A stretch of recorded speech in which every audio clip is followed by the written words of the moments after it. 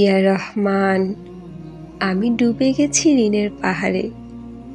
চোখে ঘুম নেই, বুকে শান্তি নেই, পেটে ভাত নেই। মানুষের কাছে হাত পাততে পাততে আমি ক্লান্ত, লজ্জিত। হে আমার রব, তুমি বলেছিলে আমি তোমাদের রিজিক দাতা। তাহলে কেন আজ আমার ঘরে আগুন নেই? কেন আমার সন্তানদের চোখে ক্ষুধার অশ্রু ঝরে? কেন আমি এমন অসহায়?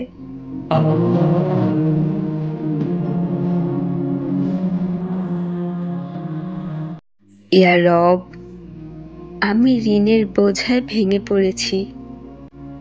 আমার ঘরে চুলা জ্বলে না, হাঁড়ি শুকনো। সন্তান ক্ষুধায় কাঁদছে, আমি চোখে তাকাতে পারি না। ইয়া রহমান, তুমি তো বলেছিলে আমি আকাশ ও জমিনের রিজিক দাতা। তাহলে আজ কেন আমি এভাবে অভাবে ভুগছি? ইয়া রব, আমি কি তোমার দরজায় পরিত্যক্ত হয়ে গেছি? চোখে ঘুম নেই, বুকে শান্তি নেই, পেটে ভাত নেই। মানুষের কাছে হাত পাততে পাততে আজ আমি ক্লান্ত, লজ্জিত। ইয়া রহমান, কেন আজ আমার ঘরে আগুন নেই? কেন আমার সন্তানের চোখে ক্ষুধার অশ্রু ঝরে? কেন আমি এমন অসহায় রহমান? আল্লাহ বলেন, আমি আকাশ ও জমিনের রিজিক দাতা। আমি যার ইচ্ছা রিজিক প্রশস্ত করি, আবার সংকুচিতও করি। তোমরা আমাকে ডাকো, আমি সাড়া দেব।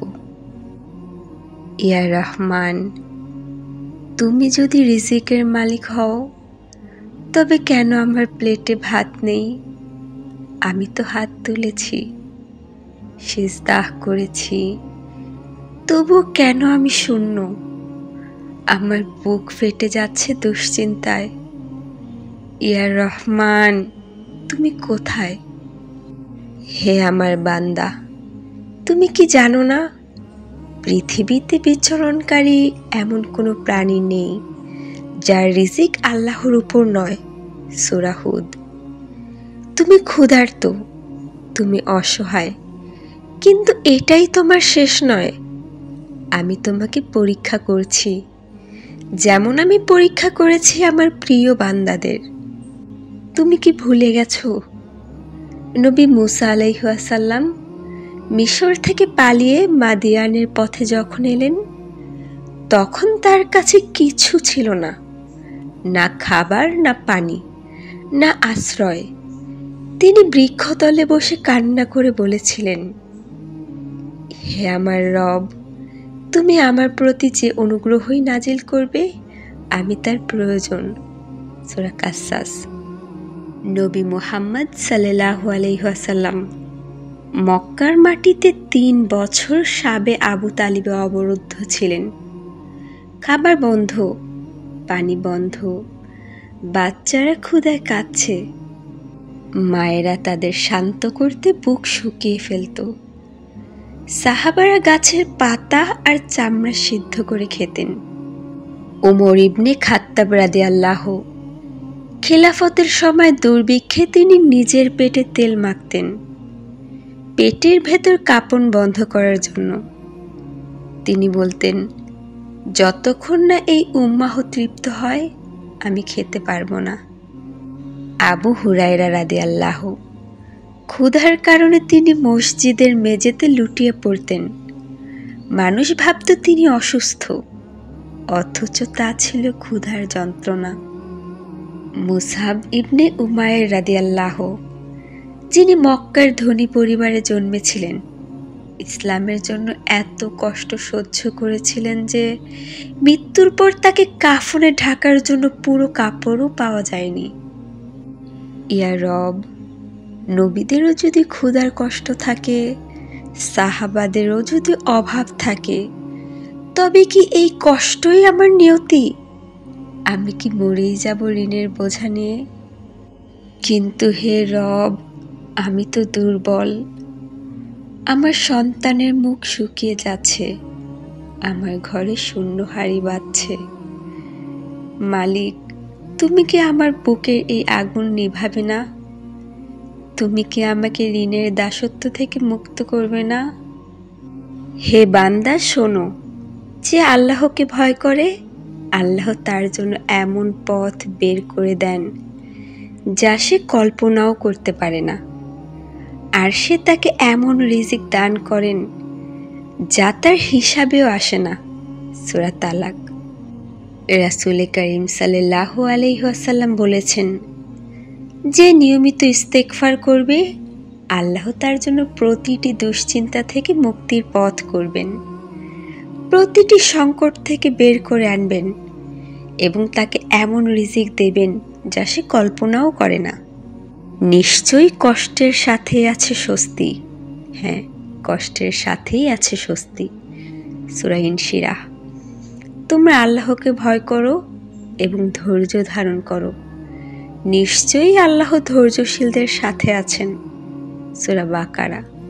বান্দা, আমি কি তোমাকে তোমার মায়ের গর্ভে খাদ্য দেইনি? আমি কি তোমার শৈশবে দুধের ব্যবস্থা করিনি?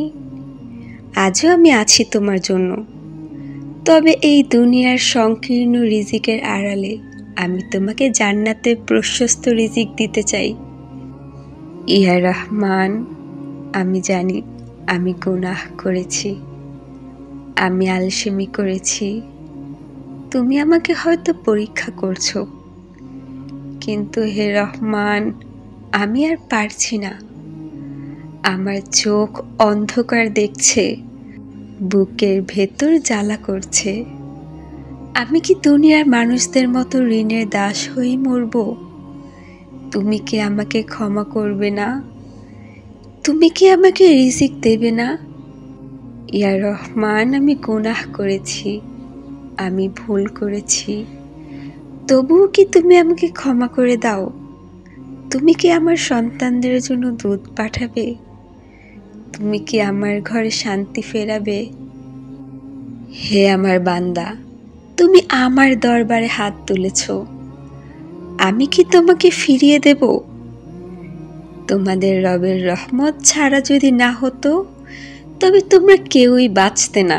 সূরা নাহল।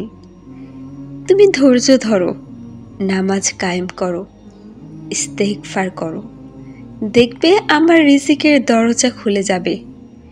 যেভাবে মরুভূমির বুকে ঝর্ণা ফেটে বের হয়, তেমনি তোমার ঘর ভরে যাবে আমার রহমতে। বান্দা, আমি তো বলেছি, যে ব্যক্তি আল্লাহর উপর ভরসা করে আল্লাহ তার জন্য যথেষ্ট। সূরা তালাক।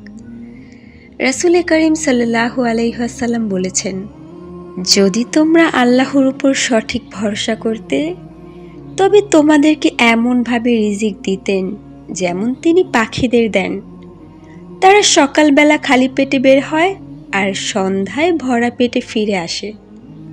অতএব হে আমার বান্দা, কান্না করো, নামাজে দাঁড়াও, ইস্তেগফার করো, তাহলে আমি আসমানের দরজা খুলে দেব, মাটির ভেতর থেকে রিজিক বের করে আনব। ইয়া রহমান, আমি হেরে গেছি, তুমি ছাড়া আর কারো কাছে যাওয়ার জায়গা নেই। আমার হৃদয় ফেটে যাচ্ছে, চোখ ঝরছে, বুক ভেঙে যাচ্ছে। হে রহমান, তুমি ছাড়া আমি কিছুই নই।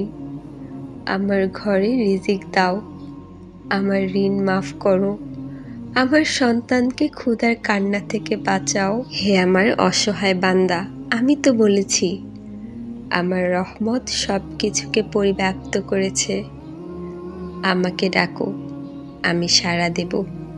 তুমি আর্তনাদ করেছ, তুমি কেঁদেছ, তাহলে খুশি হও, শীঘ্রই আমি তোমার ঋণ দূর করব, তোমার ঘরে বরকত নামাবো, তোমার হৃদয়ে শান্তি দেব, আর তোমাকে এমন দরজা খুলে দেব যেটা তুমি কল্পনাও করনি। ধৈর্য ধরো, শীঘ্রই আমার রহমত তোমার ঘরে নেমে আসবে। যে আমার উপর ভরসা করে আমি তাকে কখনো ছেড়ে দেই না। As I look to nature's beauty, dazzled am I.